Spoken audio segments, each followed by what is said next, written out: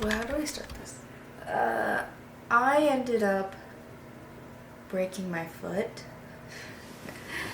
which has given me a lot of time to lay down and do nothing. So it's actually a good time now to read a series that I've been wanting to read for a long time now. I've always seen text from these books that kind of make me like giddy, and it's a spin-off of another series that I've also been wanting to read. So I had to read that one first so that I could read this one. And that's like 6 books, so that's a lot of reading. So I just finished reading Caraval, and now I'm gonna read Once Upon a Broken Heart by Stephanie Garber. Before I start reading Once Upon a Broken Heart, I'm gonna just recap Caraval. I've seen a lot of good fan art for this book, which is why I wanted to read it. They all give like carnival vibes, which I actually like really love. Like when you read this book, you have to like imagine everything like over the top, super gaudy, like just crazy. It's pretty fun actually. You just have to let your imaginations run. The first book follows Scarlett through Caraval, which is a game that her and her sister have been like dreaming of playing since they were children. And it's like a game for the reader too, because you spend a lot of time trying to figure out who Legend, he's the game master, you're like constantly trying to figure out who he is. My favorite part actually is when we see like when we meet like a version of him and he's like just super crazed. He's real he's pretty crazy. Not crazy, like I don't know, it's hard to explain, but he's like crazed. But the story of this one is really about like the love of sisters, and it does have a little bit of romance in it between the two main characters, and it's honestly kind of weak, which I don't have a problem with, but Scarlett does have this like internal conflict towards the end of the book, and I feel like the romance needed to be stronger for it to carry the value that it needed to, because how are you gonna weigh like your sister against like a guy that you've known for 2 days? If that like had been the case where like they had like a stronger like romantic connection, then I would have given it 5 stars, but that wasn't the case, so I gave it 4 stars. But it was a fun read. The next book, I keep holding them upside down. The next book is Legendary, and this one follows Scarlett's sister Donatella, or they just call her Tella for short. And I've seen that a lot of people don't actually care for Donatella. But in my opinion, I think this book is better than the first one. Like the stakes are higher. Scarlett and Donatella end up joining the Caraval crew on their trip to Valenda, where the next Caraval game is supposed to take place. And as soon as she gets there, Donatella's just tangled up in trouble. And the book has a lot of mystery still has a lot of mystery surrounding like who Legend is. Scarlett gets involved with Jax. He is an immortal fate, and he's actually the lead in the Once Upon a Time books. Or Once Upon a Broken Heart books. And he's the Prince of Hearts, and he gives Donatella this ultimatum where if she wants to see her mom again, then she has to hand over Legend to him. And like throughout the book, it's honestly kind of hard to tell like what she's gonna pick, because for a while I was thinking she's just gonna give up on her mom, and then there was times when I thought, oh screw that guy, she's definitely gonna hand him over. But we do finally find out who Legend is towards the end of the book, and once we once I found out who it was, I immediately wanted to go do a reread. I immediately wanted to go reread the other books. I just wanted to go see every little bit that had him in it to see if there was any like obvious things, which I'm sure there are, but he is one of the guys who I suspected was like, oh, that's gotta be him. Like, I thought it more about him than anybody else. I gave this book 4.5 on the stars because at the end of the book I realized that Donatella is only 16 years old and she's got like these grown, like it's kind of unsettling because there's these grown men like lusting after her. And I get that they're immortal, so they're like they're ageless, but the truth is, like, in my head, I see them as like she constantly refers to them as boys. This boy, that boy, blah, blah, blah. But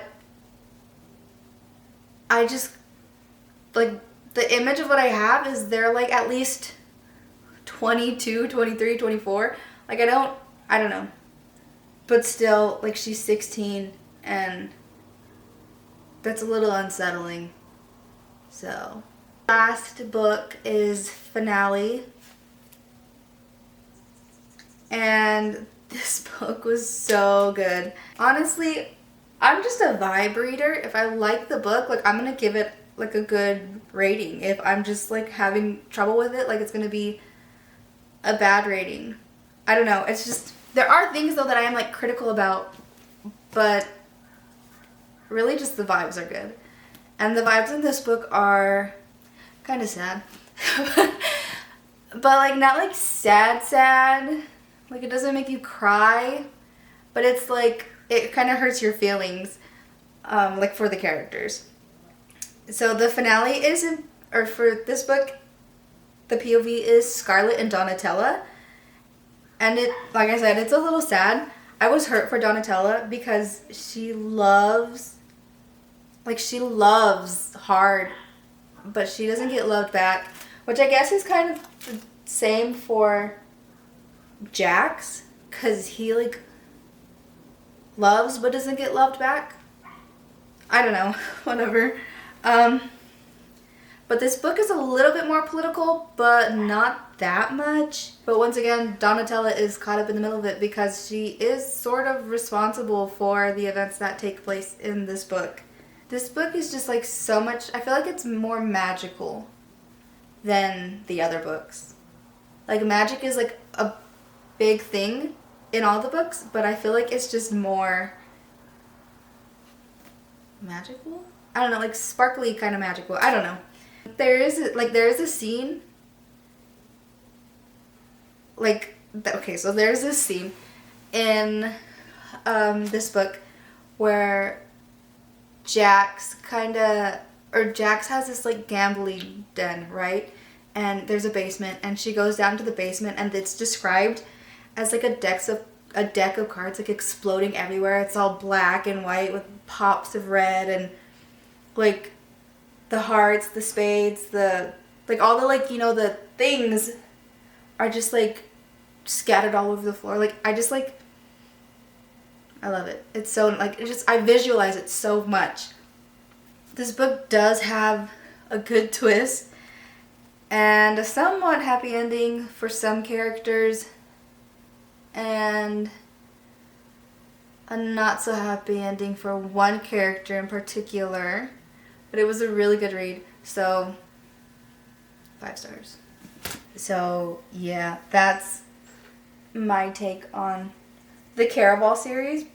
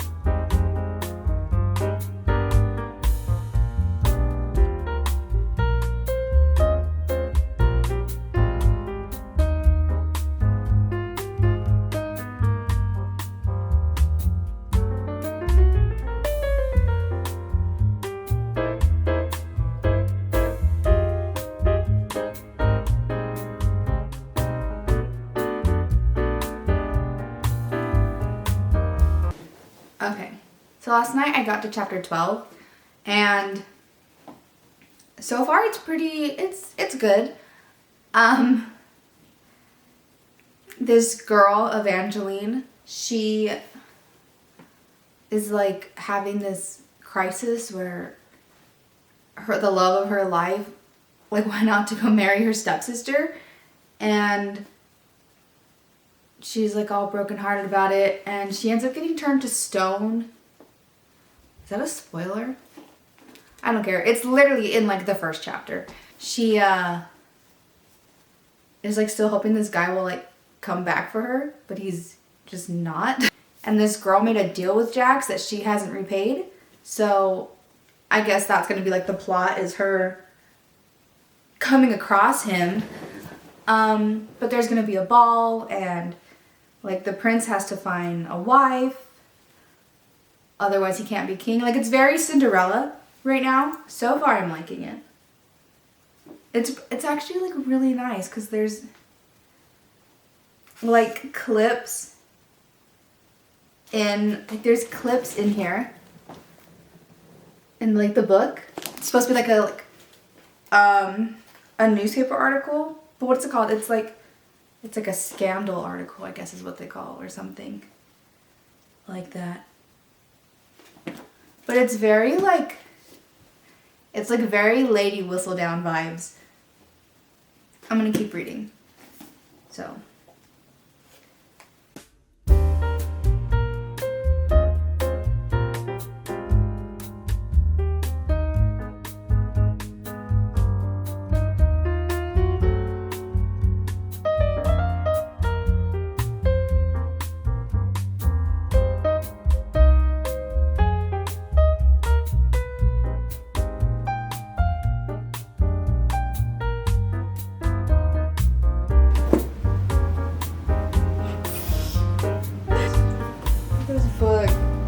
Has me giggling like a freaking schoolgirl.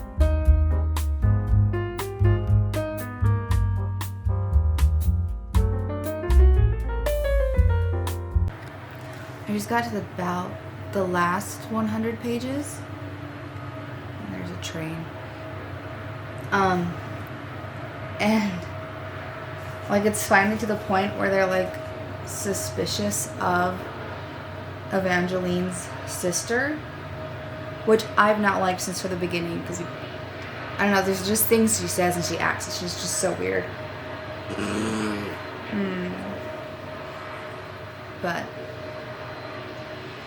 almost done with it. It's been good so far. I've liked it.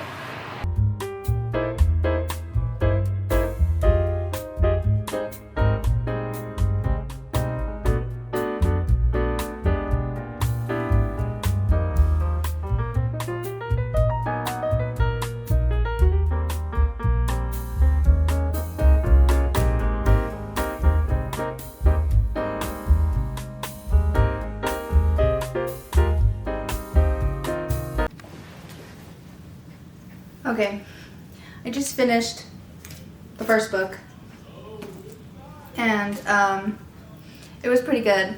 We finally got to the point where, you know, you get all the answers, but like she gives you a bunch of answers and then she's just constantly like proving them wrong. So it's like, what's the real truth? And then on like the very last page, it leaves on like a cliffhanger, and it's kind of sad. Well, it's not sad, but it's mean, and my heart kind of hurts for Evangeline because poor girl, she's been through a lot. But it was really good, fun read. I'm like immediately going to start the next one.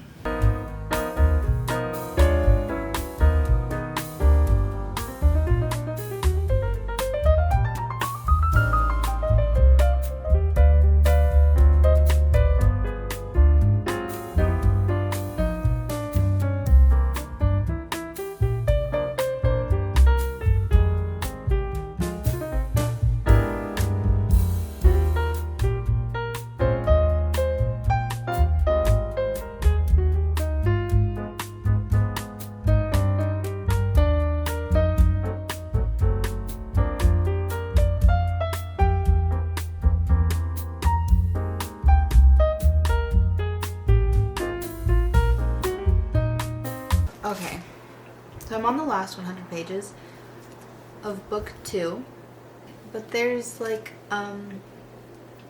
Stephanie Garber loves, like, she's good with the mystery stuff. So right now, like, it's trying to unravel the mystery that's Jack's, like, his background, like, who he is and all this stuff. And they're trying to find these stones to open the Valerie Arch. And I've seen some comments that the ending of this book is pretty sad. And I tend to cry, like, for real cry, on books because I get super attached. I have no idea, like, what to expect for the ending because it's so, like, everything's, like, miscombobulated and it's wacky. So, yeah. Okay, that's it.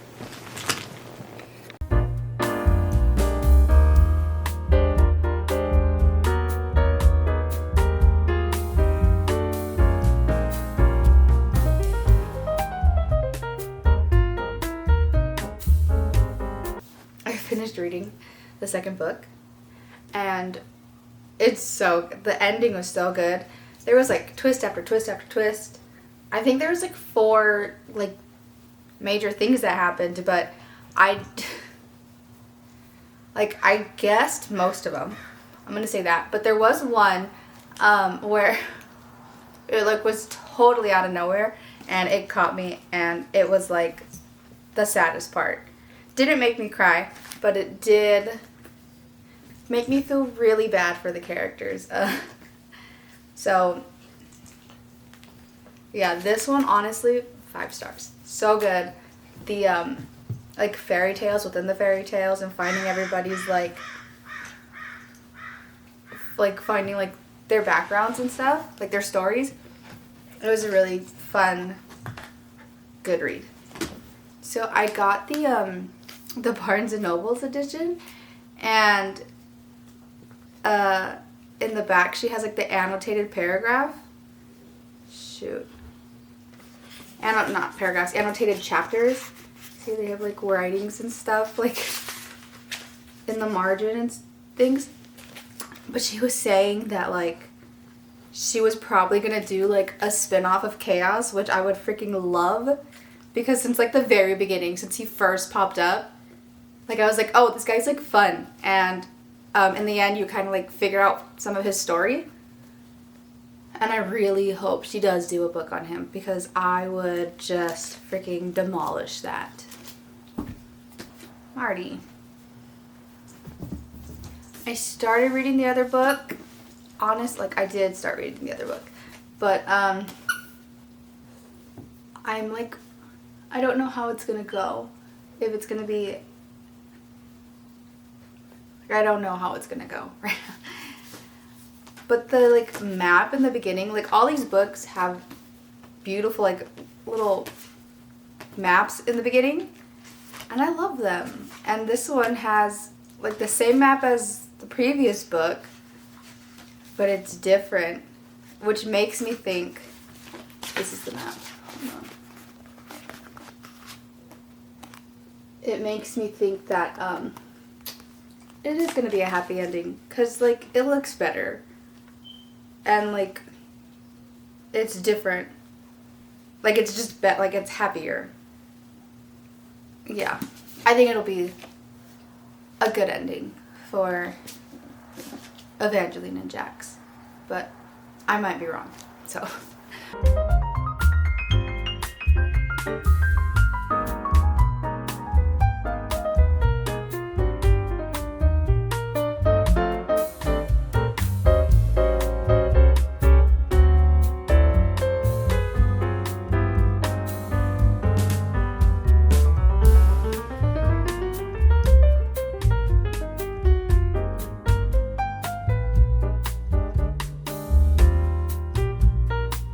This book has POVs from Jax, and it's like exactly what I needed after like all the heartbreak that Stephanie Garber caused in the Caraval series and this one, and it's just so perfect. And I freaking love Jax.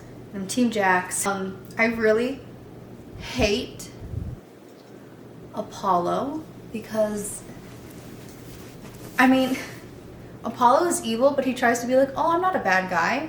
But then Jax is a bad guy, but he's like, yeah, I'm a bad guy, stay away from me. And it's about the accountability, you know? So I'm hoping Apollo dies in the end.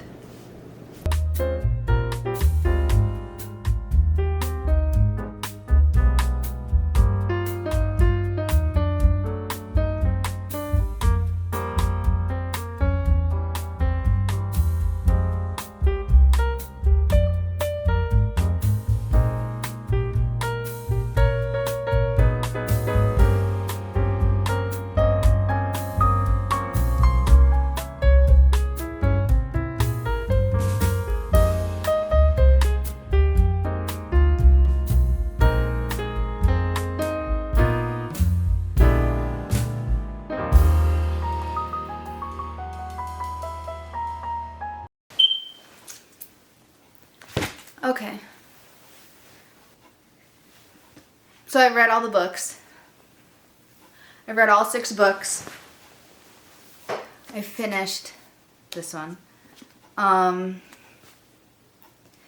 it was pretty good. It was really like,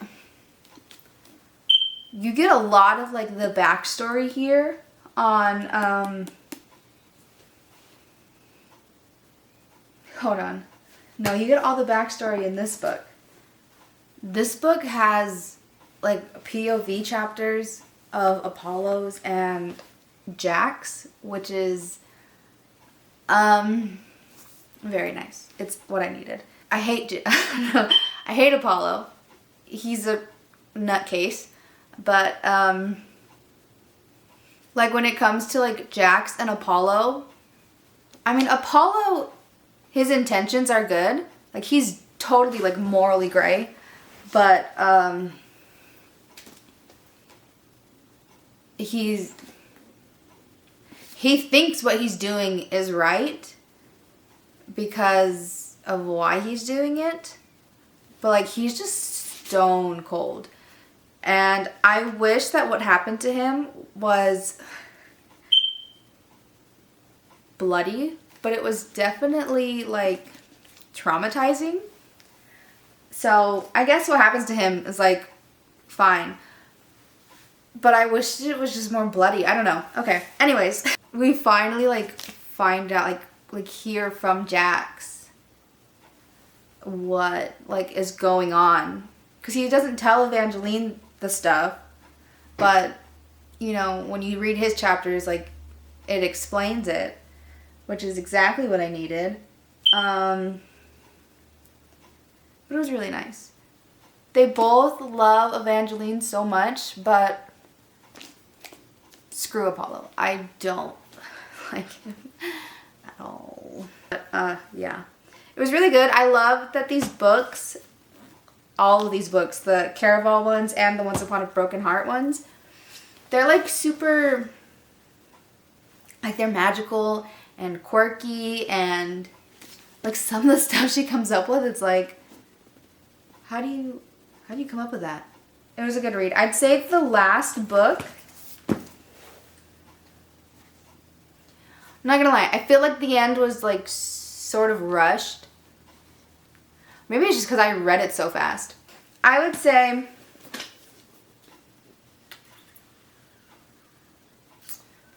I don't know, 4.5. I really like her writing. I like the world. I don't know, we'll say a 4. We'll just put it at 4. But she does leave like a cliffhanger at the end for what I'm guessing will be the next series that she's doing, which will be a spin-off of the spin-off, involving chaos, which I really want to read that. That sounds, I feel like in that series we'll get to know, like, okay, so we know what happens to Chaos, like how everything happens to him, but then there's the whole backstory, like the whole thing with Lala and like why she hates him, because like they all know each other And I think we'll just get more history out of it, which is always good. I like those kinds of things. She has a novella coming out for the Caraval series in October, and I've pre-ordered it, and I can't wait to read that one. It's like a holiday one. Anything Stephanie Garber, I will just read immediately, forever from now on. But yeah. So that's it. I read them. 6 books, 1 month. It took me less than a month. I actually read these 3 within like a week.